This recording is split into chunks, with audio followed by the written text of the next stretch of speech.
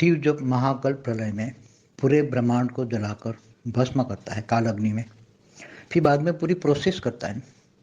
वो तत्वों को जलाकर, स्थूल तत्वों को, सूक्ष्म तत्वों को, जो तत्वों को जलाकर उसको अग्नि तत्वों में क्रिएट करता है, परिवर्तन, तत्व परिवर्तन करता है ना शिव। शिव तत्वों को जलाकर भस्म करके अग्नि तत्वों में, अग्नि से फिर उसको परम अग्नि में, परम अग्नि से परम वायु में, परम वायु से परम आकाश में, परम आकाश से फिर परम महतत्व में, और परम महतत्व से फिर परम प्रकाश में वो कन्वर्ट करता है वो, और वो फिर एकदम निराकार परम प्रकाश का हो जाता है, परम प्रकाश का एकदम हो जाता है।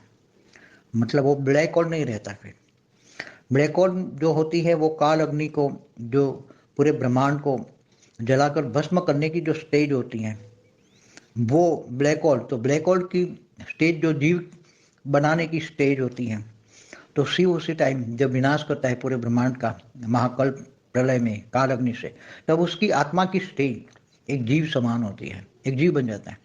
और फिर जीव से शिव बन गया, शिव बन के दोबारा सर्जन करता है।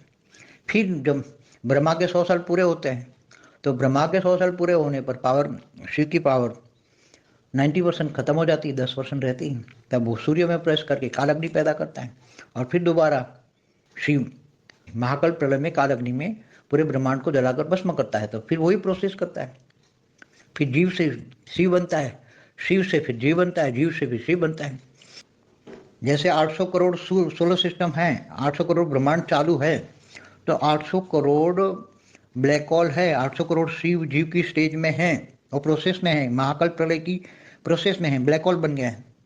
प्रोसीजर चलती रहती पूरे गैलेक्सियों में एक साथ में, अनंतानंद। इसलिए शास्त्रों में क्या कहा, प्रतिपल अनंतानंद ब्रह्मांड बनते हैं, बिगड़ते हैं। इसलिए महाशिव की एक पल बराबर ब्रह्मा का 100 साल, और ब्रह्मा का 100 साल माना ब्रह्मांड की आयुष खत्म।